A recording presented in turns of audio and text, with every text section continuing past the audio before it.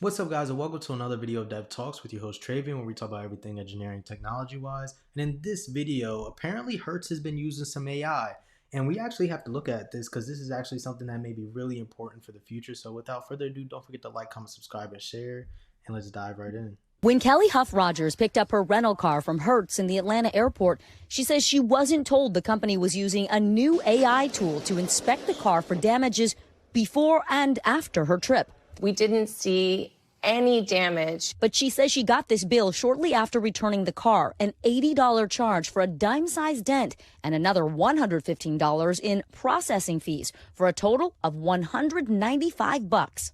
In your opinion, did you cause any undue, unexpected damage to this car? Outside of highway driving and local street driving, we didn't do any other types of driving. So no, I would think that whatever happened would have been considered normal wear and tear. Complaints like hers are popping up on social media after Hertz began testing automatic inspection scanners at 6 U.S. airports, including Atlanta, Houston, and Newark. Here's how it works. Renters drive through an archway of 360-degree cameras that instantly capture thousands of high-resolution images of every angle of the car, even the undercarriage. Then artificial intelligence compares the images from pickup and drop-off and flags any changes, including minor dents and scuffs. This is superficial items on the hood of the car where nobody's. This is actually, how dare I say, insane once again, because I think what the main issue here when we're looking at how it's using it, it's too picky. I don't use Hertz. I've used Enterprise as like the main rental car company that I've ever used or know people who use to an extent. And I was kind of curious how this works because when I go to the airport and rent a vehicle, especially when I was under 25 and traveling, I use Turo.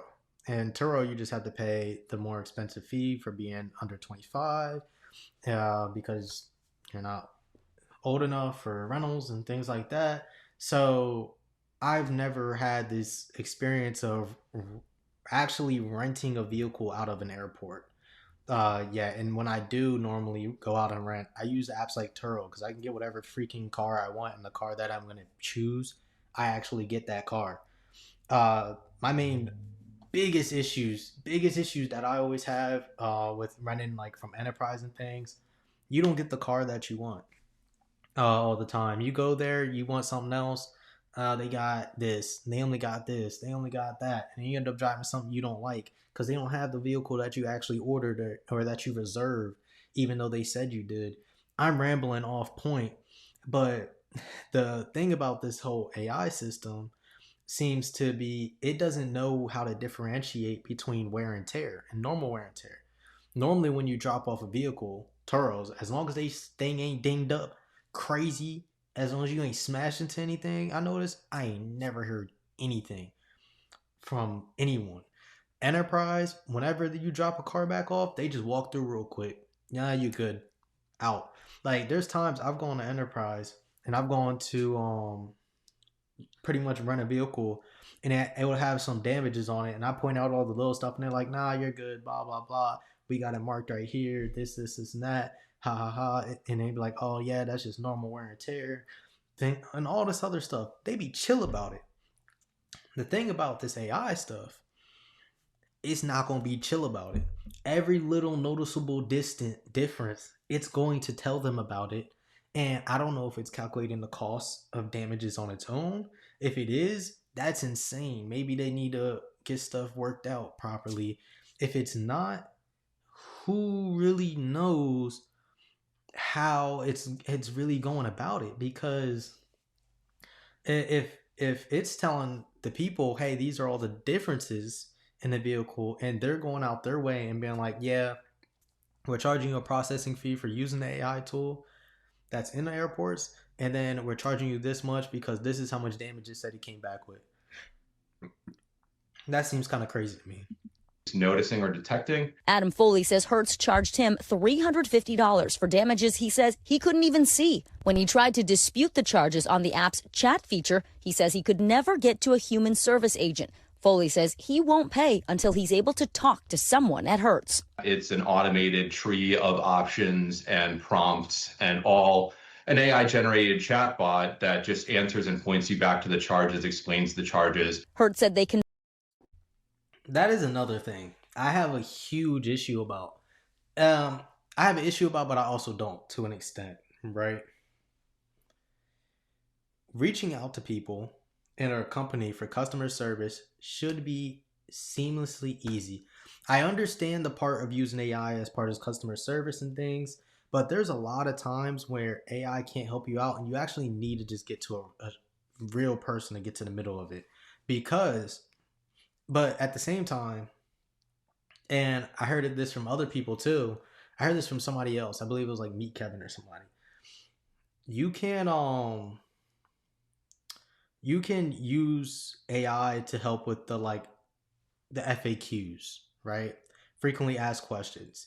You can have AI help with something that's really simple to answer, like here's how you found it, here's how you actually solved this actual thing. A bunch of people are asking, like, I can't find it in my email, like how do I get it in my email, what does the email look like? Like there's just like little stuff that's frequently asked.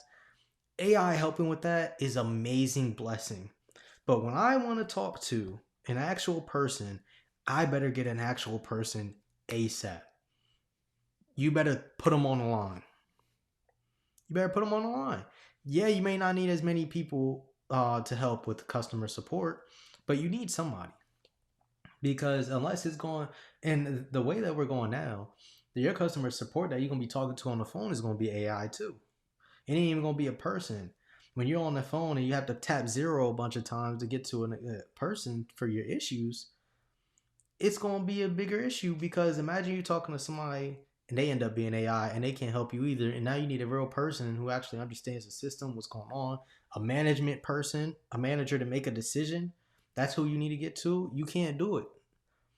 It is so hard to get through those other levels now, especially with these things. It's going to keep bouncing you around forever, especially if you don't know how to put it the right way. See him right here. I don't know how he was going through customer support. He could have been entering everything in the wrong way, and it doesn't know how to interpret what he's actually looking for. Who knows? But that is another issue that customer service and AI has to do way better with.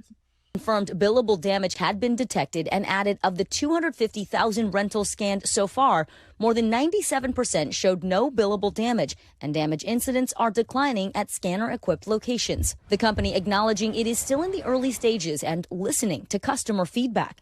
I think they need to realize that these technologies are not infallible. Because it's a computer doesn't mean it doesn't make mistakes. While Hertz offers a discount to drivers who pay within 24 hours, Huff Rogers says that deal expired while she tried reaching someone at Hertz, so she ended up paying the full bill.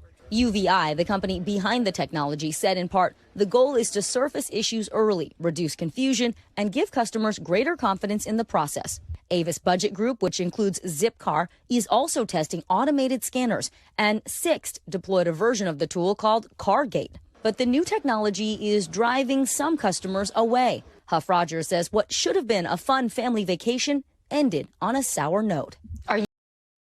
So basically here, right, a lot of people don't trust it. They want to go through stuff that's easier. So they might go to different companies, and that's fine. But eventually that company is going to start using the AI tools as well. The thing that the company has to understand as well too, and not even just the company, people in general. Yes, the company can say 97% of the people don't get billed any damages. But at the same time, your AI can make a mistake 1% of the time, right? And your AI can be correct 98% of the time, or 99% of the time, 99% of the time, but it can make a mistake about damages 1 or 2% of the time. It's potential. It can happen. It is true that it can happen. And then if it does happen and a dispute goes through, all you need to do for the disputes, because mind you, The company says 97% of the time it's not dealing with damages. That means only 3% of the times it's billing people for damages. Who knows how many rides those are, but only 3% of the time it's billing people for damages, right? And who knows if they're calculating this only at the airport sites, those 6 airport sites. They could be trying to misconstrue the numbers and talk about all their sites. Who knows, right? Because I'm not here. I'm not asking them. I'm not interviewing them. I don't have a Hertz exec in front of me. Who knows? If you work at Hertz or something and you want to give me more information on it, drop it in the comments. I'll be more than happy to listen and see what you have to say and have a conversation with you in the comments down below. But the 3% of the people that do get billed, you telling me not any of the times you ain't ever have a dispute? You're telling me when you didn't use AI, you didn't have people disputing damages? I believe that's not true. There's no way it's true. Even without the AI, there had to be people disputing damages. You just go through the same process. Hey, I'm disputing this. I think it's wrong. And then you go through the dispute process. Here's the images. All they need to do is, here was a scan before. Here's a scan ever. It seems like this is damaged. This is damaged. Here's pictures. All of this. This is what we're going through. Hey, this is an actual person and not an AI talking to you. And they're sending it here like, no, you can either pay for it now or you can let the charges stack up. I don't know. But that's really why my stance is on this whole thing. Let me know what you guys think in the comments down below. I'm actually really interested in what you have to say. Don't forget to like, subscribe, and share. I really appreciate everybody who does that. And then also, if you have any recommendations, please send me an email at devtalkspod@gmail.com. Everything's going to be in the description down below. Without further ado, peace. See y'all next time.